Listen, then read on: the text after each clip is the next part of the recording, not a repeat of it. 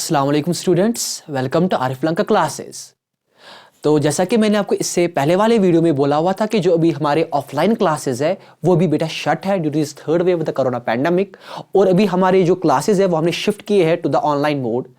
बेटा इससे पहले ही मैंने आपको बोला हुआ था कि मैं आपके लिए मैथ्स के लिए भी वीडियोस बना रहा हूं और मैं आपके साइंस के लिए भी बेटा साइमल्टेनियसली वीडियोस बना रहा हूं सो दैट कि आपकी पढ़ाई पर कोई असर ना पड़े बेटा due to this virus.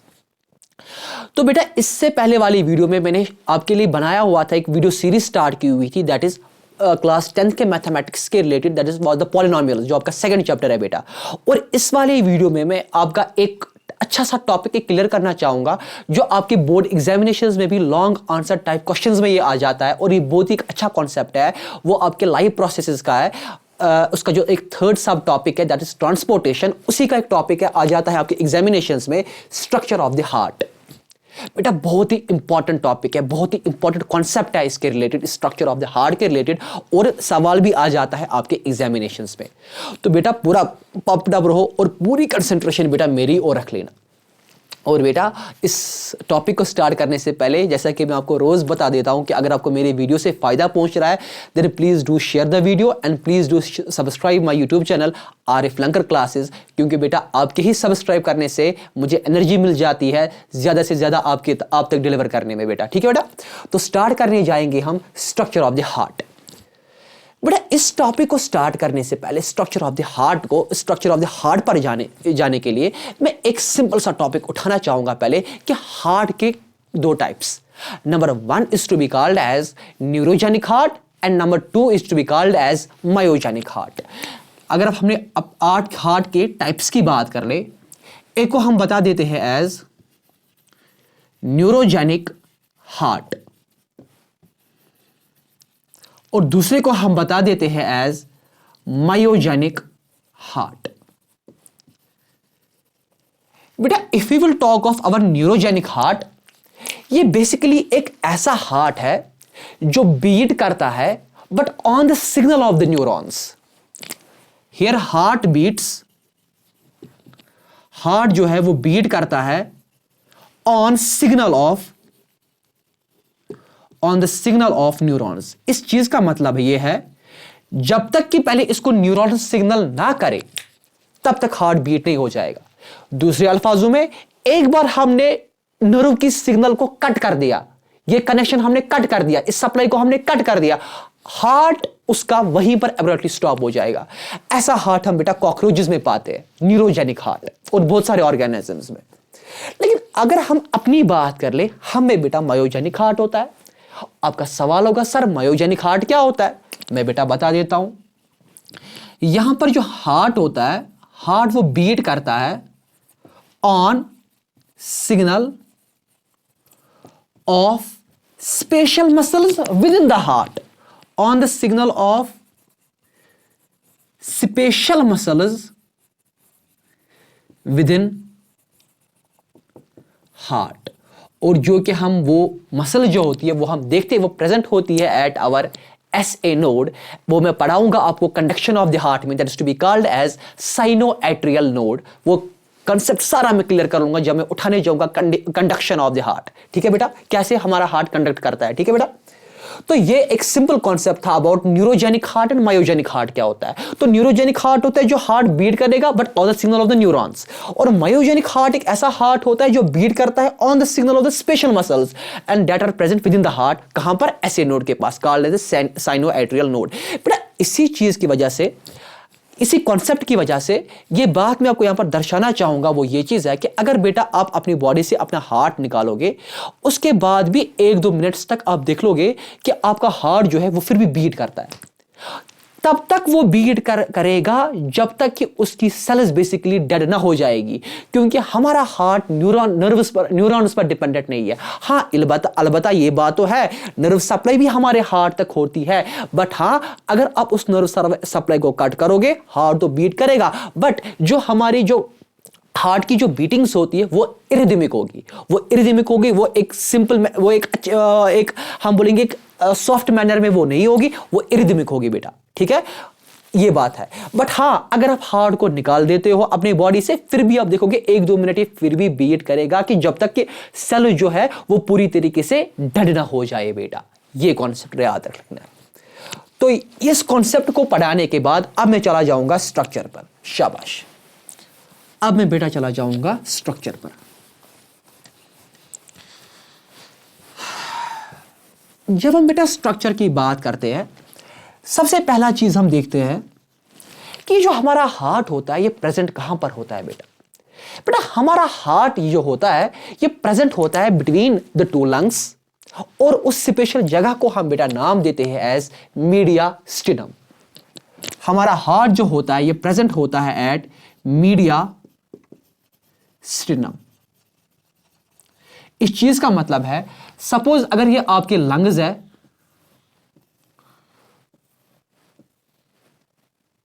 Suppose drawing थोड़ी मेरी अच्छी नहीं है, अगर ये फॉर एग्जांपल हमारे लंग्स है, ठीक है बेटा, हमारे लंग्स के बीच में होता है हमारा हार्ट, और ये हार्ट जो होता है ये टिल्टेड होता है टुवर्ड्स द लेफ्ट साइड।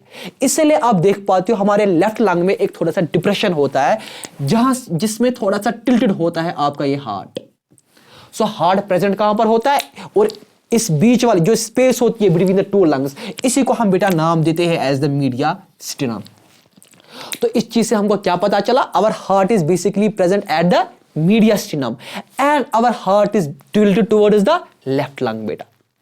लेकिन बेटा याद रख लेना, कई लोगों में यह चीज पाया जाता है कि जो उनका जो बेसिकली हार्ट होता है वो टिल्टेड होता है टुवर्ड्स द राइट साइड, और जब हमारा हार्ट टिल्टेड होता है towards the right side, present तो सेंटर पर ही होता है लेकिन टिल्टेड होता है towards the right side, and that clinical condition is to be called as dextrocardia. उसको हम बेटा बता देते हैं एज डेक्स्ट्रोकार्डिया। इस कंडीशन को हम बता देते हैं एज डेक्स्ट्रोकार्डिया। किस कंडीशन को बता देते हैं डेक्स्ट्रोकार्डिया, जहां पर आपका हार्ट जो होता है वो टिल्टेड होता है टुवर्ड्स द राइट साइड, और ये भी पूरी अच्छी तरीके से अपनी जिंदगी गुजार पाता है जैसे ये वाला बंदा गुजार पाता है। ठीक है बेटा, ये पॉइंट क्लियर हुआ, शाबाश। पॉइंट नंबर 3, अगर अब हमारे हार्ट की कवरिंग की बात कर लेंगे, अगर अब हम अपने हार्ट की कवरिंग की बात कर लेंगे, देखो बेटा, सपोज आप मान लो कि ये हमारा हार्ट है, होता तो ये कोन शेप्ड है, हमारा हार्ट कोन शेप्ड होता है। आप मान लीजिए कि सपोज ये हमारा हार्ट है, जो हमारे हार्ट की जो कवरिंग होती है बेटा, the covering of the heart is called as pericardium. उसको हम बेटा नाम देते हैं as pericardium. Pericardium, this is the covering of the heart. लेकिन बेटा ये जो पेरिकार्डियम होती है ये 2 टाइप्स की होती है बेटा। एक को हम नाम देते हैं एज फाइब्रस पेरिकार्डियम, और दूसरे को हम नाम देते हैं as serous pericardium. Pericardium is of 2 types. एक को हम बोलते हैं एज फाइब्रस पेरिकार्डियम,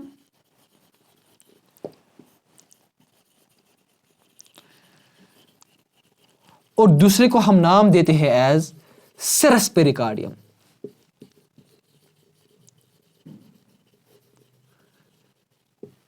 तो इस चीज का मतलब क्या है, ये जो हमारा हार्ट होता है इसकी जो कवरिंग मैंने आपको बोला पेरिकार्डियम। अब ये चीज मसला है कि फाइब्रस कौन है, सेरस कौन है बेटा। ये जो होता है, ये वाली कवरिंग जो होती है आपके हार्ट की, इसको हम बोलते हैं एज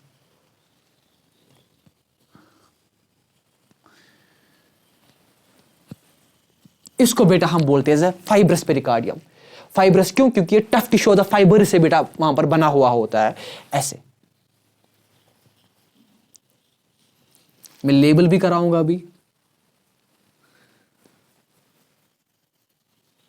तो यहां पर मैं लिख लूंगा बेटा इसको एज फाइब्रस पेरिकार्डियम, इसको मैं लिख लूंगा एज फाइब्रस पेरिकार्डियम। पी का मतलब है बेटा पेरिकार्डियम, इस पी का मतलब है यहां पर बेटा पेरिकार्डियम। तो this is the fibrous pericardium. ये जो बेटा फाइब्रस पेरिकार्डियम होता है, इसी लेयर के नीचे कुछ सेल्स होती है बेटा, और उन सेल्स का नाम है स्क्वैमस सेल्स। देखो बेटा यहां पर कुछ सेल्स होती है ऐसे,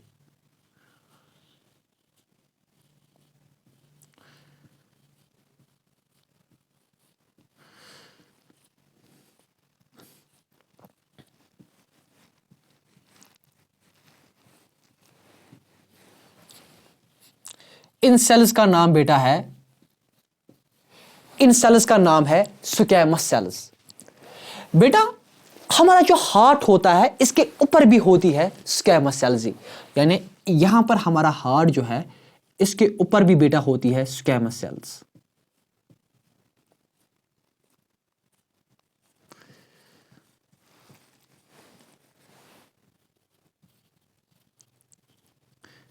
ठीक है बेटा, जो बाहर वाली लेयर होती है उसको बोलते हैं फाइब्रस पेरिकार्डियम, और उसके बाद मैंने आपको बोला हमारे हार्ट के जो ये फाइब्रस पेरिकार्डियम की नीचे वाली लेयर होती है वो भी स्क्वैमस सेल्स की होती है, और हमारी हार्ट की ऊपर वाली लेयर ये भी स्क्वैमस सेल्स की होती है। एंड बेटा this squamous cell and this squamous cells these are collectively called as the serous pericardium. इस स्क्वैमस सेल और इस स्क्वैमस सेल को हम कलेक्टिवली यहां पर नाम देते हैं बेटा एज सिरस पेरिकार्डियम। इस लेयर को हम यहां पर नाम देते हैं as serous pericardium. It is called as serous pericardium. P का मतलब बेटा है सिरस पेरिकार्डियम। बेटा ये जो सिरस पेरिकार्डियम होता है it is basically divided into the two pericardiums. Number 1 is to be called as parietal pericardium and number 2 is to be called as visceral pericardium. आपका सवाल होगा सर पैराइटल पेरिकार्डियम क्या है और विसरल पेरिकार्डियम क्या है? बेटा ये वाली स्क्वैमस लेयर जो फाइब्रस पेरिकार्डियम के नीचे ही होती है उसको हम नाम देते हैं as parietal pericardium. Parietal PARIETAL, इसको हम बोलते हैं एज पैराइटल पेरिकार्डियम। PP जहां पर मैं लिख रहा हूं इसका नाम ही है पेरिकार्डियम। और बेटा तो पैराइटल पेरिकार्डियम बेसिकली किसका ही हिस्सा है? ये बेसिकली सिरस पेरिकार्डियम का हिस्सा है। और जो इसके ऊपर ये होती है हार्ट के ऊपर ही जो ये स्क्वैमस सेल्स होती है इसको हम नाम देते हैं एज विसरल पेरिकार्डियम। जैसे ना हम बराबर अपने लंग्स में बोलते हैं कि जो हमारा जो ये लंग होता है वहां पर basically 2 types of the membranes होते हैं। एक को हम बता देते हैं विसरल मेम्ब्रेन, दूसरे को हम बता देते हैं प्लूरल मेम्ब्रेन, और उस दरमियान जो फ्लूइड होता है उसको हम बोलते हैं प्लूरल फ्लूइड। अब समझो यहां पर इसको बोलते हैं पैराइटल पेरिकार्डियम, और हमारे हार्ट के ऊपर ही जो सेल्स होती है जो ये लेयर होती है इसी को हम नाम देते हैं, इस स्क्वैमस सेल को, इसको हम यहां पर नाम देते हैं विसरल पेरिकार्डियम। क्या नाम देते हैं? Visceral, VISCERA। थोड़ा मैं यहां पर छोटा ही लिख रहा हूं बट आई होप कि आप मेरे जो मैं ऑरली बता रहा हूं इस चीज को आप समझ पा रहे होंगे। तो this is the parietal pericardium and this is the visceral pericardium बेटा। ठीक है बेटा, जो ये विसरल पेरिकार्डियम होता है this is also called as the endocardium, sorry this जो ये विसरल पेरिकार्डियम होता है it is also called as the epicardium. Visceral pericardium का जो बेटा दूसरा नाम है, अब मैं यहां से थोड़ा ये इरेज करने जाऊंगा। विसरल पेरिकार्डियम का जो दूसरा नाम है बेटा that is to be called as, इसी विसरल पेरिकार्डियम का इसी का दूसरा नाम है, उसको हम बता देते हैं as epicardium. It is called as epicardium. ठीक है बेटा, बहुत ही आसान। हमारे हार्ट की जो कवरिंग होती है 2 लेयर्स की होती है। हमने बोला पहले covering of the heart is called as a pericardium. Pericardium 2 हिस्सों में होता है, एक को हम बोलते हैं फाइब्रस पेरिकार्डियम बाहर वाला, and second one is to be called as the, एक तो फाइब्रस पेरिकार्डियम हमारा होता है and second one is to be called as serous pericardium. Serous pericardium क्या है? जो हमारे इस फाइब्रस पेरिकार्डियम के नीचे एक स्क्वैमस सेल है और हमारे हार्ट के ऊपर भी एक स्क्वैमस सेल होती है, इसको बता दीजिए सिरस पेरिकार्डियम। मैंने बोला लेकिन सिरस पेरिकार्डियम 2 हिस्सों में बटा हुआ होता है। इस वाले को जो फाइब्रस लेयर के नीचे ही, पेरिकार्डियम के नीचे ही जो होती है स्क्वैमस सेल उसको हम बता देते हैं पैराइटल पेरिकार्डियम, और इसके अंदर यानी हार्ट के ऊपर ही जो होती है उसको हम बता देते हैं visceral pericardium. But visceral pericardium is also called as the epicardium. ठीक है बेटा, अब हम थोड़ा चले जाएंगे हमारे हार्ट के अंदर। ठीक है बेटा, तो हमारा जो ये हार्ट बेसिकली होता है, और उससे पहले एक इंपॉर्टेंट सी बात, there is a fluid present between the fibrous pericardium and the serous pericardium. हमारा एक फ्लूइड होता है यहां पर बेटा, ये जो हमारा एक फ्लूइड बेसिकली प्रेजेंट होता है between parietal pericardium and visceral pericardium, या ऐसे इसको बता दे दो fibrous pericardium and the serous pericardium, क्योंकि सिरस पेरिकार्डियम की लेयर है ना यहां पर, तो इन दोनों लेयर्स के बीच में हमारे पास एक फ्लूइड होता है बेटा वहां पर, और इसी फ्लूइड को हम नाम देते हैं बेटा एज पेरिकार्डियल फ्लूइड। क्या नाम देते हैं? इसी फ्लूइड को हम बोलते हैं as pericardial fluid.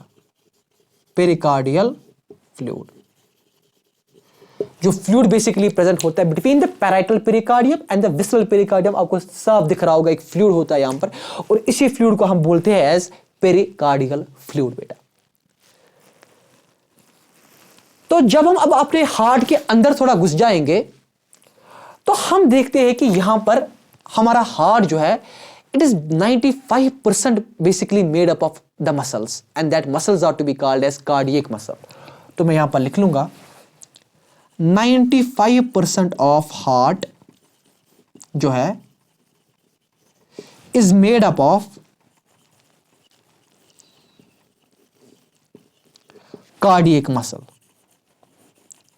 It's basically made up of the cardiac muscle. क्योंकि बेटा आपको पता है ऑलरेडी कि मसल्स हमारी 3 किस्मों की होती है बेटा।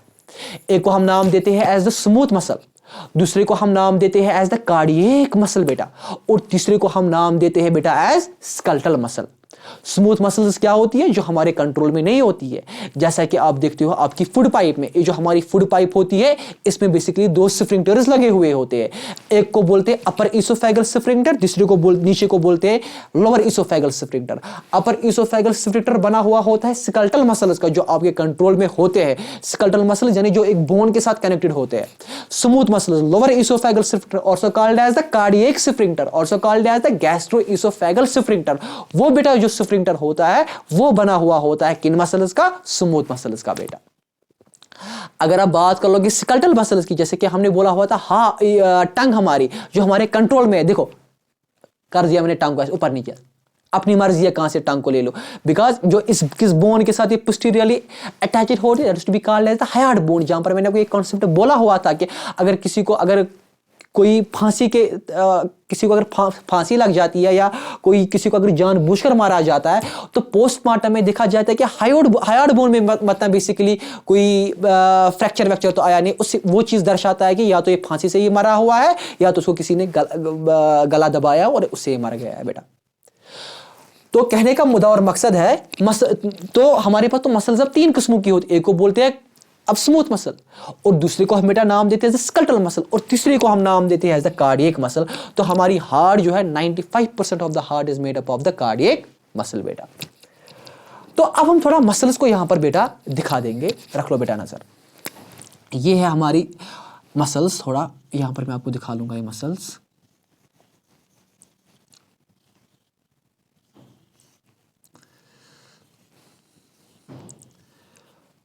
और ये चीज भी बेटा आपको पता होगा कि हमारा हार्ट जो होता है it's basically a 4 chambered heart. हमारा हार्ट क्या होता है, इट्स अ 4 चैम्बर्ड हार्ट।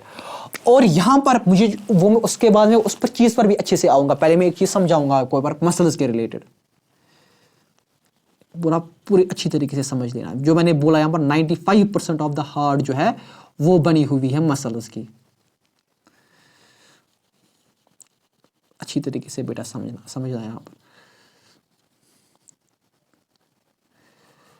देखो बेटा, और इसी के अंदर और हमारी स्क्वैमस सेल्स होती है।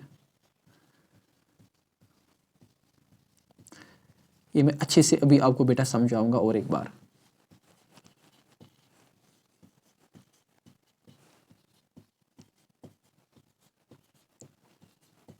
समझना बेटा, मैंने बोला इस वाले पेरिकार्डियम को जो है ऊपर ही होता है, इसको हम नाम देते हैं एपिकार्डियम। ठीक हो बेटा। अब मैंने आपको बोला हमारा हार्ट जो है it is 95% of the heart is made up of the muscles, और उनको मसल्स को हम वहां पर नाम देते हैं एज द मायोकार्डियम। तो इस चीज का मतलब है ये जो मसल्स होती है इनको हम नाम देते हैं एज द मायोकार्डियम। क्या नाम देते हैं इनको? हम नाम देते हैं एज द मायोकार्डियम। इनको क्या हम नाम देते हैं? इनको हम नाम देते हैं मायोकार्डियम। ठीक है गोबरा। और फिर मैंने यहां पर जो ये अंदर दिखाए ना, इनको हम बोलते हैं 8 चैम्बर। आप मान लो ये हमारे पास 4 कमरे होते हैं, इसको बोलते हैं बेटा हम एट्रियम। ऊपर वाले 2 को बोलते हैं एट्रियम, नीचे वाले 2 को बोलते हैं बेटा वेंट्रिकल्स। क्या बोलते हैं? वेंट्रिकल्स। तो इन एट्रियम और वेंट्रिकल्स के अंदर भी होते हैं स्क्वैमस सेल्स। क्या होते हैं? Squamous cells. और इन्हीं को हम दूसरा नाम देते हैं मेडिकली एज एंडोकार्डियम। तो these are to be called as endocardium. इनको हम बेटा नाम देते हैं एज द एंडोकार्डियम। इनको क्या हम नाम देते हैं? इनको हम बेटा नाम देते हैं एज द एंडोकार्डियम।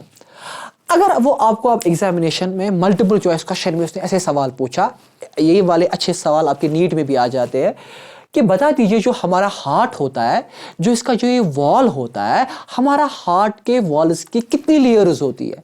तो आपका आंसर होना चाहिए हमारे हार्ट के वॉल्स की 3 लेयर्स होती है। एक को हम नाम देते हैं एज, हमारे हार्ट के वॉल्स की 3 लेयर्स होती है बेटा। एक को हम नाम देते हैं as the epicardium, number 2 is to be called as myocardium and number 3 is to be called as endocardium। मैं लिख लूंगा यहां पर इन 3 लेयर्स का मैं नाम। अगर ना आपको एग्जाम में आएगा सवाल, बता दो जो ये वॉल ऑफ द हार्ट होता है ये कितने लेयर्स का बना हुआ होता है? आपका आंसर होना चाहिए 3 लेयर्स का बना हुआ होता है। एक को हम नाम देते हैं एज एपिकार्डियम, दूसरे को हम नाम देते हैं एज मायोकार्डियम, और तीसरे को हम नाम देते हैं एज एंडोकार्डियम।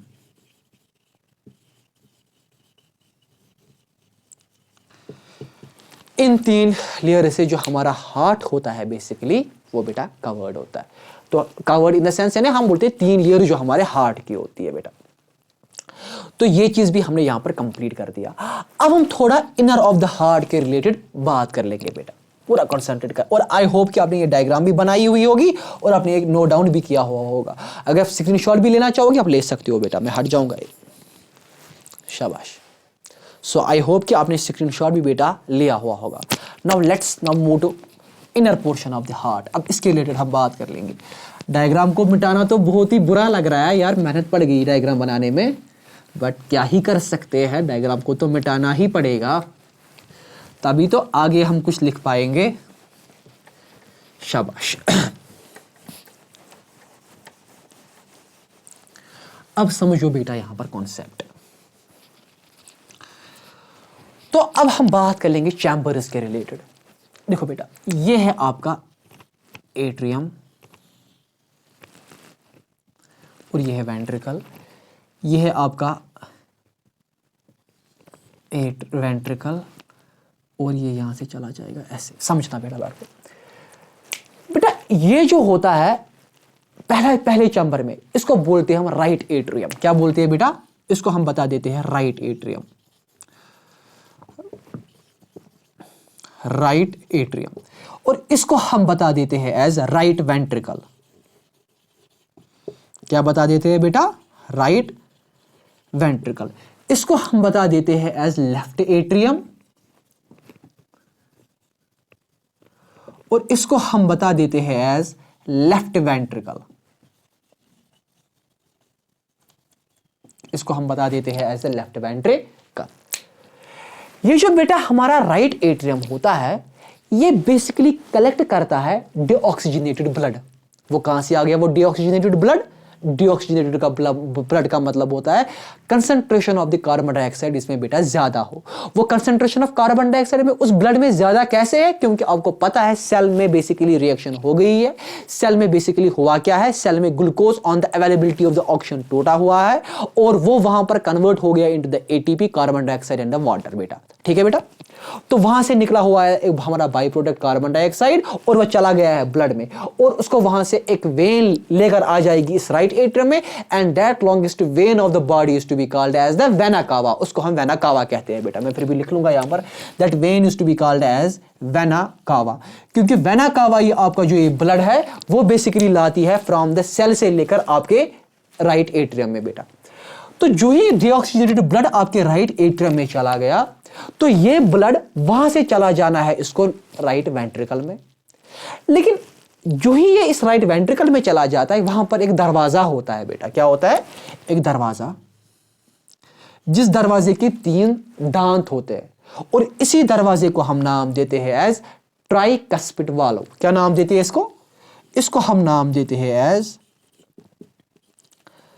Tricuspid valve. इसको हम नाम देते हैं ट्राइकस्पिड वाल्व। तो जब यहां से प्रेशर बनता है और ये खुल जाता है ये डोर और आपका डीऑक्सीजनेटेड ब्लड चला जाएगा आपके राइट वेंट्रिकल में। राइट वेंट्रिकल जब कंट्रैक्ट करता है वो इस डीऑक्सीजनेटेड ब्लड को पहुंचाता है आपके लंग्स के पास। कहां पर पहुंचाता है बेटा? आपके लंग्स के पास।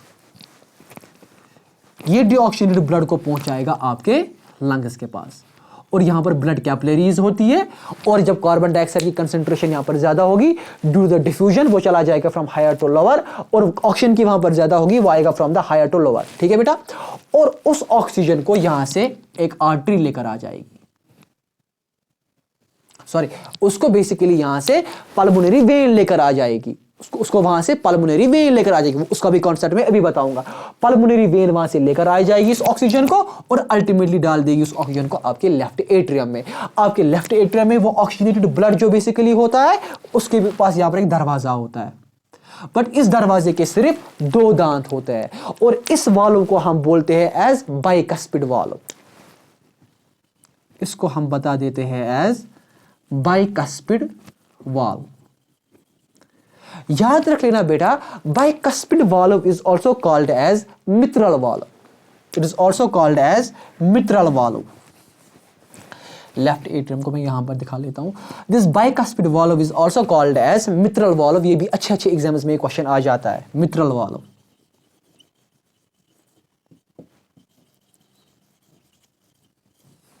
ठीक है बेटा, गोवा ये कॉन्सेप्ट तेरे क्लियर, शाबाश। तो जो ही अब यहां पर राइट एट्रियम में, लेफ्ट एट्रियम में जो ही यहां से एक ऑक्सीजनेटेड ब्लड चला जाएगा, वो इस दरवाजे को प्रेशर मेंटेन कर लेगा, दरवाजे को खोलेगा, और अल्टीमेटली ब्लड चला जाएगा आपके लेफ्ट एट्रियम में। लेफ्ट एट्रियम और कंट्रैक्ट कर लेगी, और उसके बाद एक आर्टरी से आपकी सेल्स तक उस ऑक्सीजनेटेड ब्लड को पहुंचाएगी बेटा। अब समझ लेना यहां पर बात को, वो चीज जो आपका ब्लड राइट एट्रियम से, राइट एट्रियम से नहीं है, राइट एट्रियम से जो चीज आपका डीऑक्सीजनेटेड ब्लड को ले जाएगा आपके लंग्स तक, उसको हम बोलते हैं एज पल्मोनरी आर्टरी। उसको हम क्या नाम देते हैं? इसको हम नाम देते हैं as pulmonary artery. Pulmonary artery. और जो ऑक्सीजनेटेड ब्लड को लेकर आएगा आपके हार्ट तक, उसको हम बोलते हैं एज पल्मोनरी वेन। उसको हम बेटा नाम देते हैं एज पल्मोनरी वेन।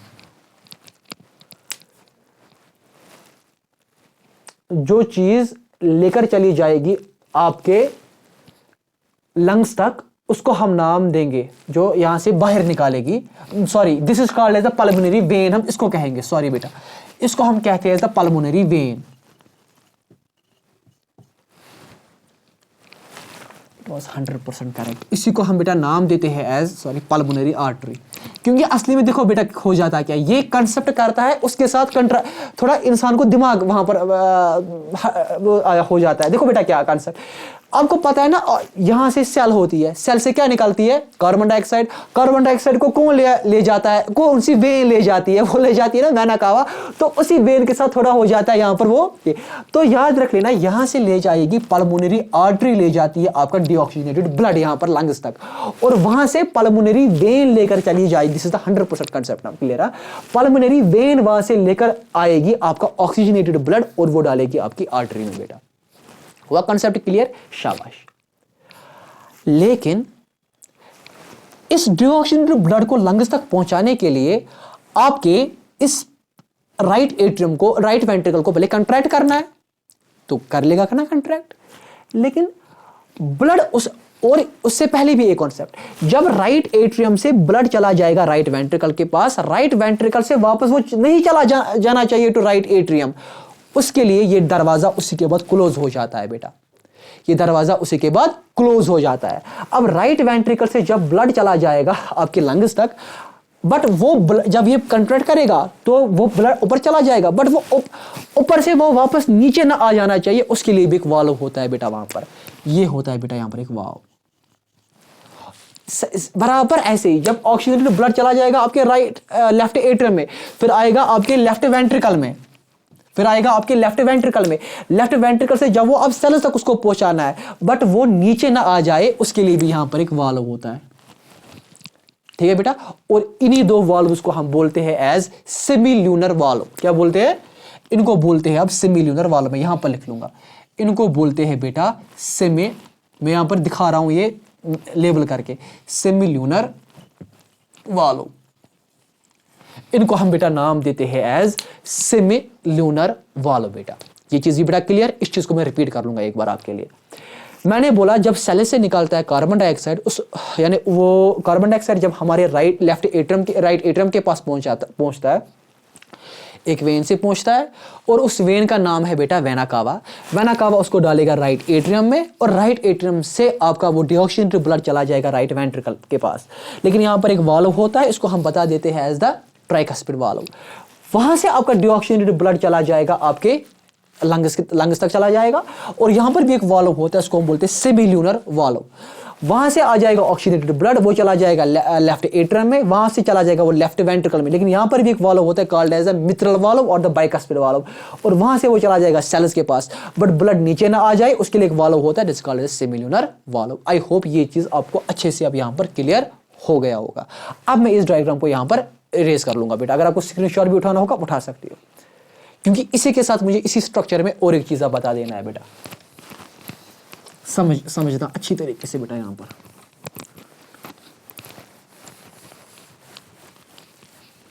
अब समझ लेना बेटा बात को, अब समझ लेना बेटा बात को। देखो बेटा,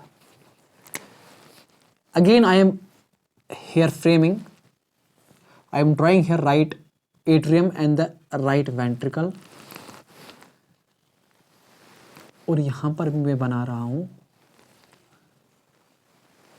राइट एट्रियम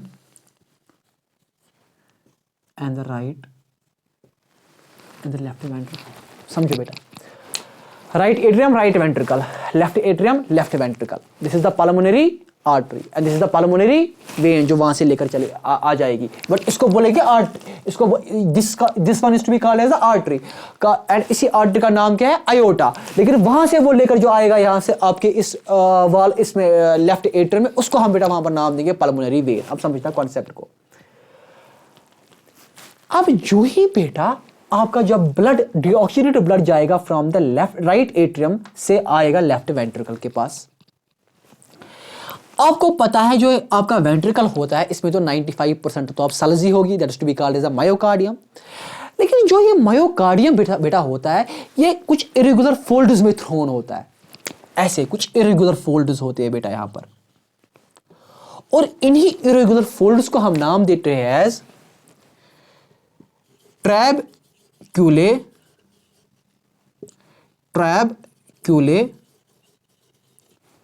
कार्ने। इरेगुलर जो कुछ इरेगुलर फोल्ड्स पे वहां पर ये थ्रोन होता है दिस मायोकार्डियम, और उसी को हम बोलते हैं एज ट्रैबिक्यूले कार्ने। और इस ट्रैबिक्यूले कार्ने के साथ कुछ मसल्स अटैच्ड होती है इन दांतों के साथ, यहां से भी ट्राइकस्पिड वाल्व के साथ और बाइकस्पिड वाल्व के साथ भी ऐसी कुछ मसल्स होती है। सॉरी बेटा, यहां पर कुछ मसल्स होती है, इसके ऊपर कुछ मसल्स होती है ऐसे, और इन मसल्स को हम नाम देते हैं एज पैपिलरी मसल्स। क्या नाम देते हैं? Papillary muscles.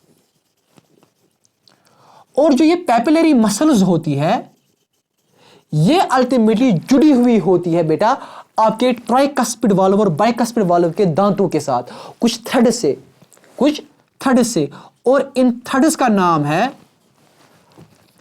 कार्डे टेंडने।